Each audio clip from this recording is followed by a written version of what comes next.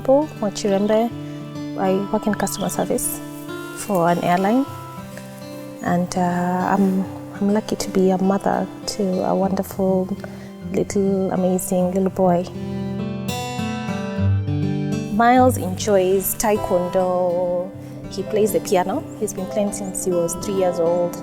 He enjoys swimming now, just mostly playing with water. He's very compassionate and kind. If something is happening to you, he would come to you and try and help you out. And he's very strict on cleanliness. Yeah, and everything to be in order. Yeah, he's very particular. We kind of think he also might have a bit of OCD. So, yeah, but he's fun to be around. He's very hardworking. He's very smart, and I think that's everything about Myles. Kind and compassionate. Yes.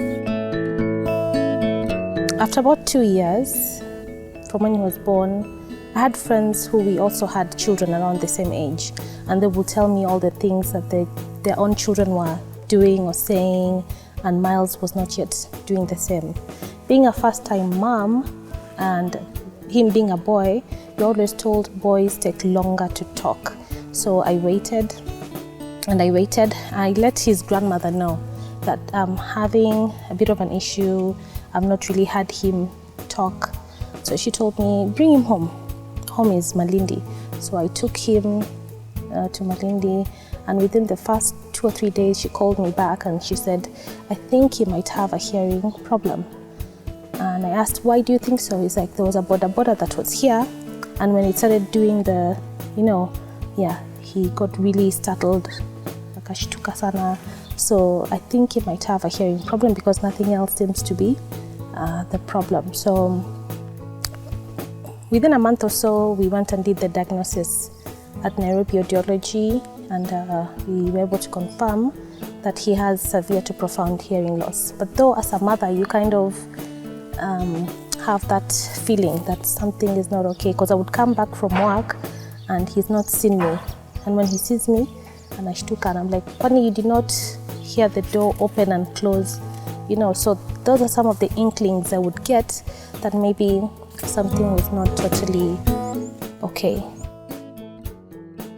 After the diagnosis, it took me a while, because there's that shock that you go through, and even the expectations you had as a mom, that this is how you're going to raise him, we're going to be reading books, we're going to be singing, and there's this old adage that they say you have to take care of yourself first before you can take care of others.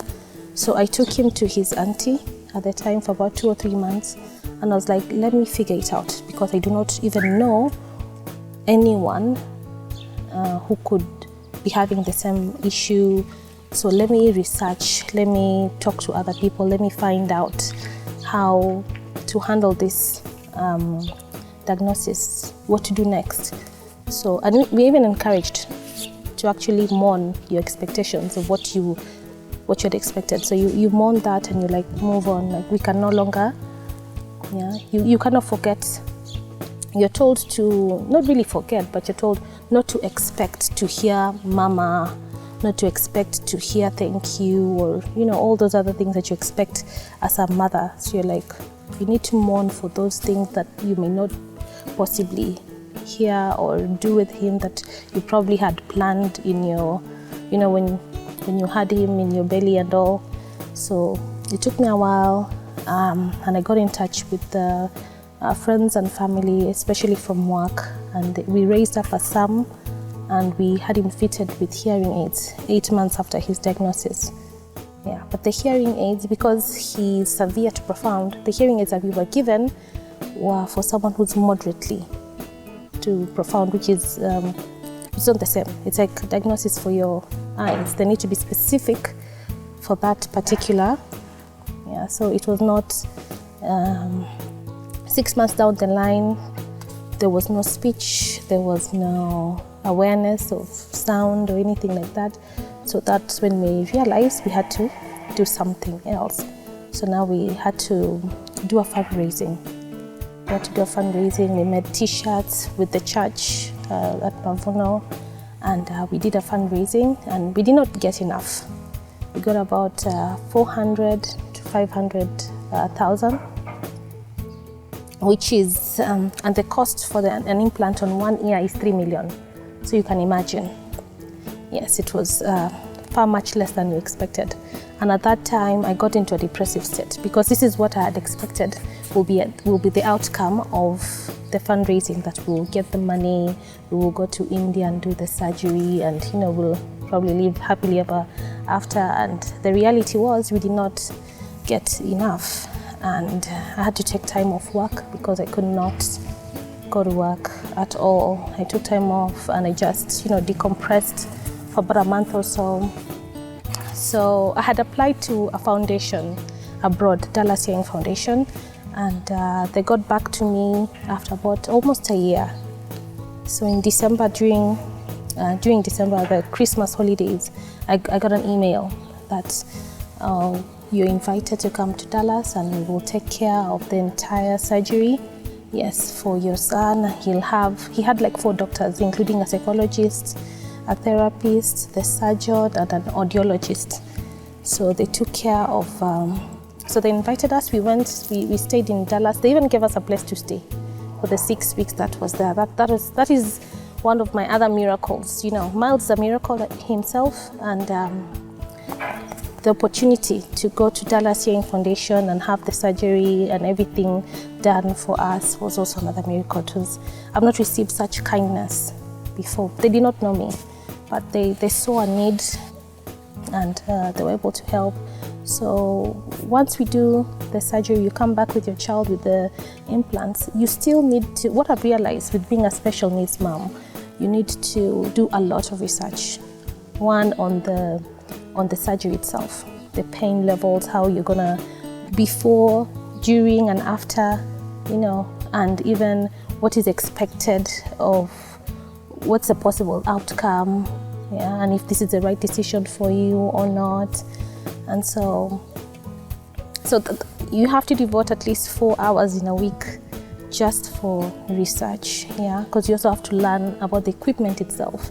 You have to learn about what audiology is and all those things. So that has been the journey so far. No, and for me the biggest tragedy with hearing loss is the isolation. It's not even the fact that there's little or no communication, it is the isolation. He is physically there, and it's a disability that is not, you do not see that his arm is hurt or his leg is hurt, so you physically cannot see anything wrong with him. It's a hidden disability. And for a lot of people, they assume that it is. He's fine, as in he can eat on his own, he can sit on his own, he is fine. But the isolation that happens in that child's mind, they do not comprehend. Like right now, Myles doesn't know we live in Kenya. It took him a while to even know his own name and know that I am mom and this is auntie, or they do not, I don't know how to explain it, but they live completely isolated from the rest of the world. Hi. How are you? Hello. Fine. Fine. What's your name? Myles. Tell me. Mama. Mama. What's this? Aunt. And this? Mom. And this? No. Mouth. Ma. Dish. La. Ah. La. Um.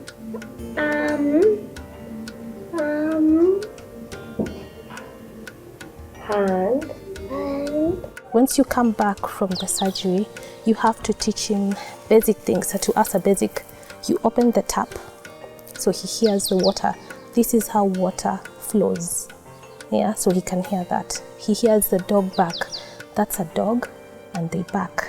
You have to narrate everything. This is a flower. It is color red. Color, there's green, there's yellow. But you have to start from the basics, just so that he can be aware of sounds, from a doorbell and what that doorbell means. yeah, from laughter. So that is how someone, when they laugh, that's what it means. And you have to explain what laugh is.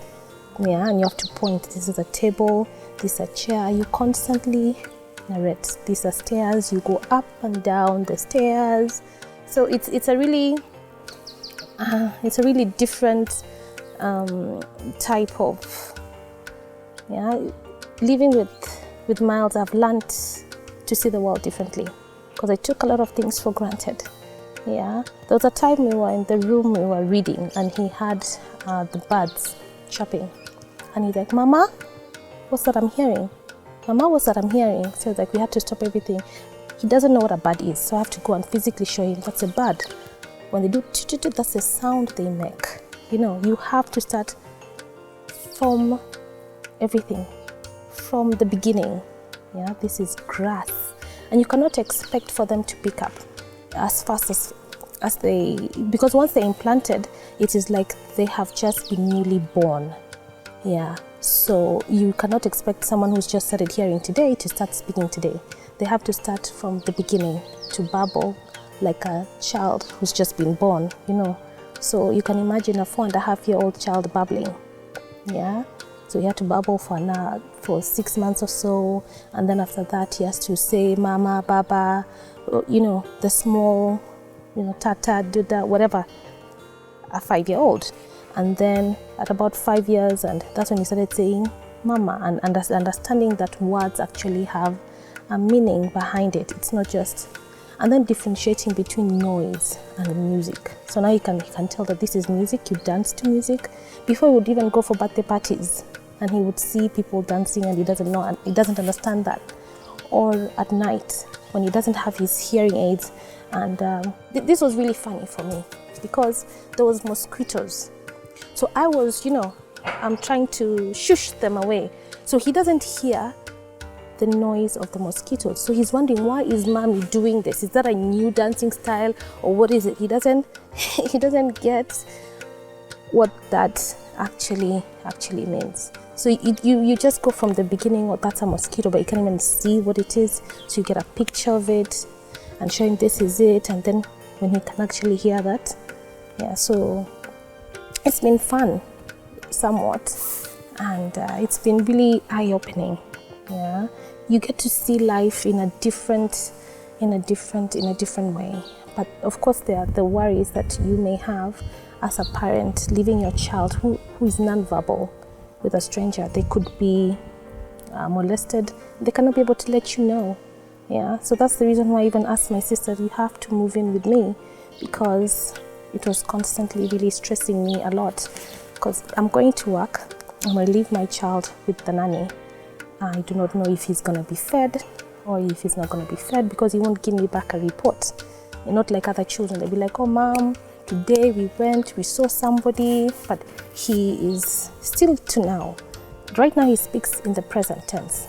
Yeah, he doesn't know, tell you like, mom, when you went, yeah, I was beaten to a pulp.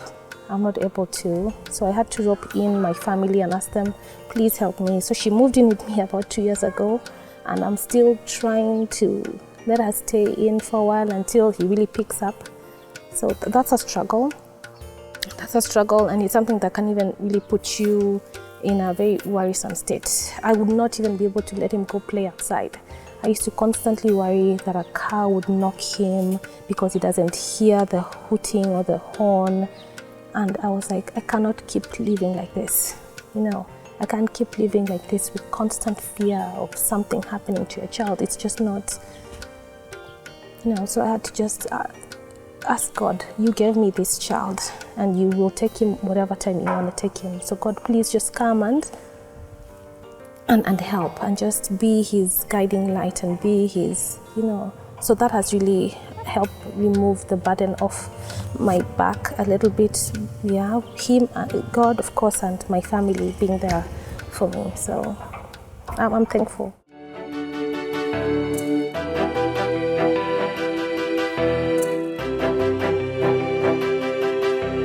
Myles was a service dog. Her name is Dottie. The dog was actually a present to me when I had my baby. So someone thought it was a great idea to gift me another puppy and when I had Myles.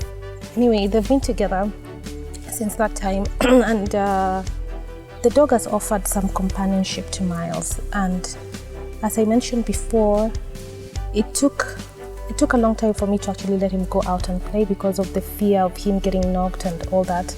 So the dog would always accompany Myles, because when he had the hearing aids, he couldn't really hear, but we could be able to call out for the dog and the dog will let us know of the location that they are, because we'd let him now go play outside. You want to go play with your bike outside? Go ahead and play with your bike, but the dog will make sure he follows Myles everywhere.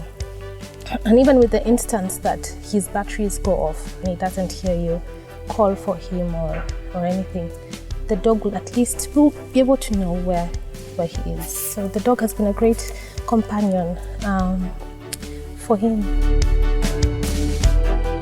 Yes, therapy is a must.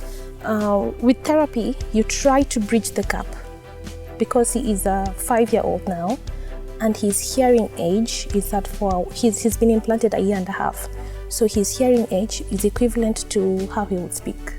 So his speech is also 1.5. To bridge the gap between his actual chronological age and his speech age, he has to go for speech therapy so that we can be able to bridge the gap and make it go so he can be up to par as soon as possible. So speech therapy is a must. We go for speech therapy 2 times a day. No, not a day, 2 times a week.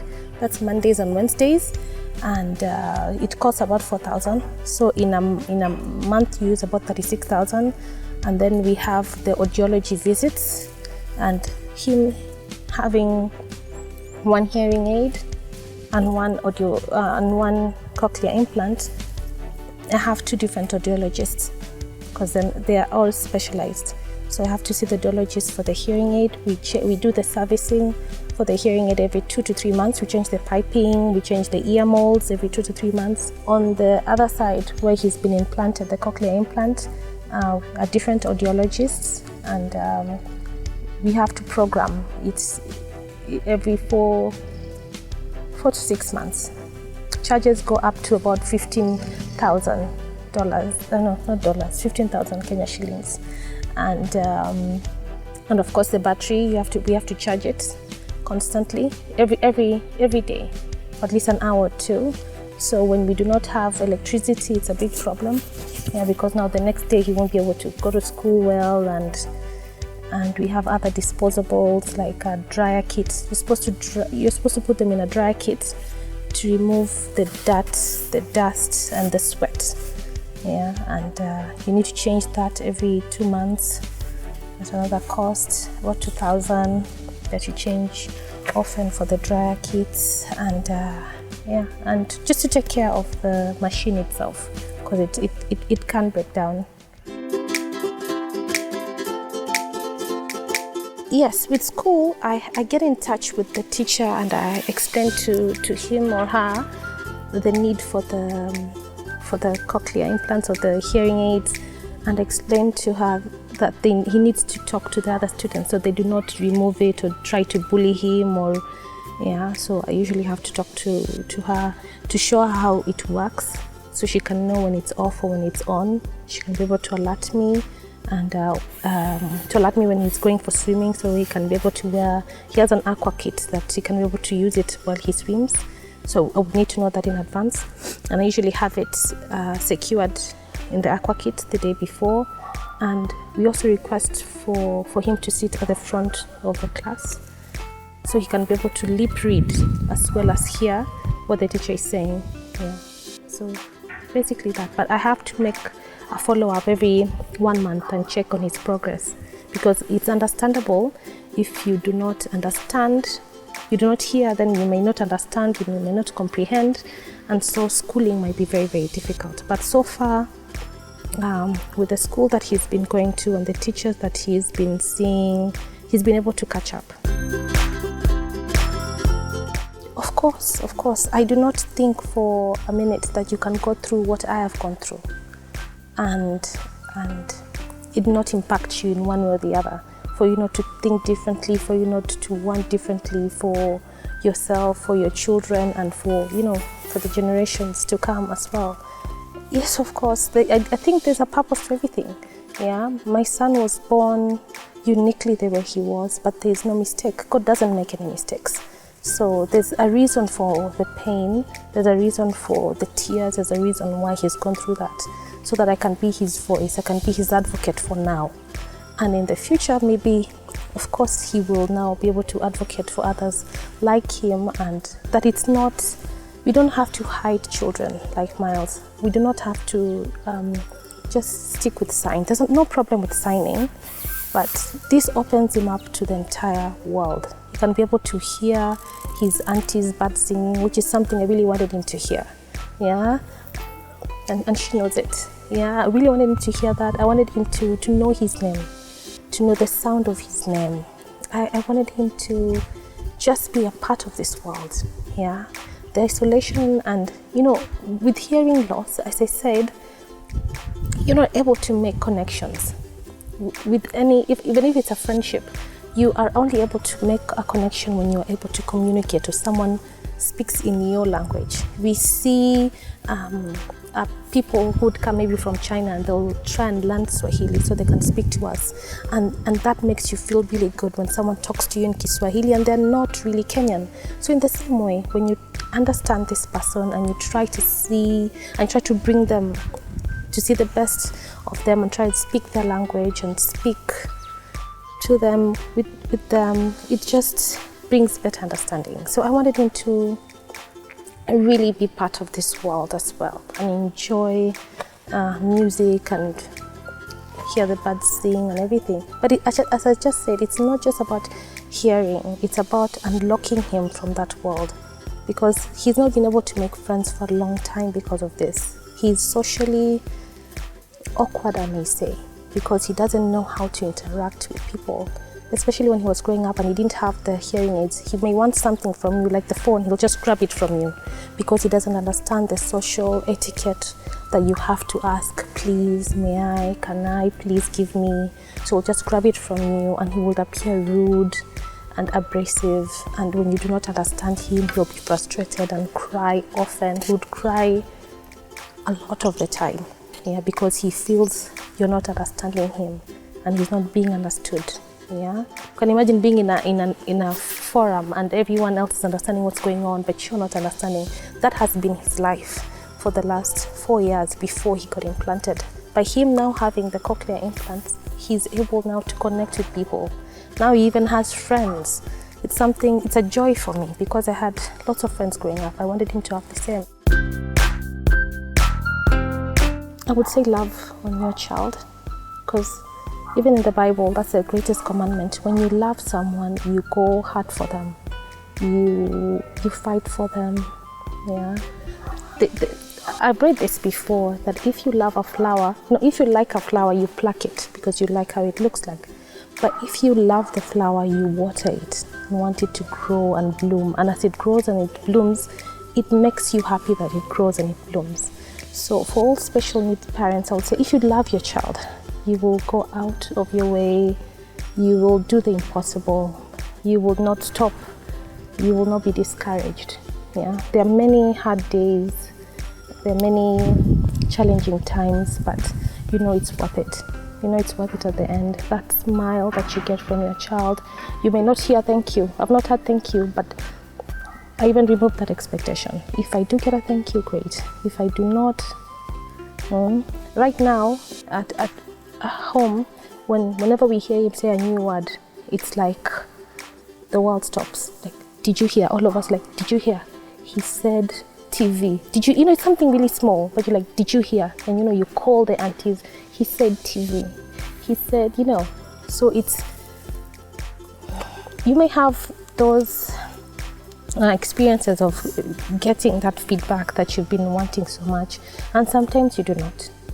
But there is no loss. There is no loss because you have poured yourself into that child. You have given your best to that child. So there's no regrets. Yeah.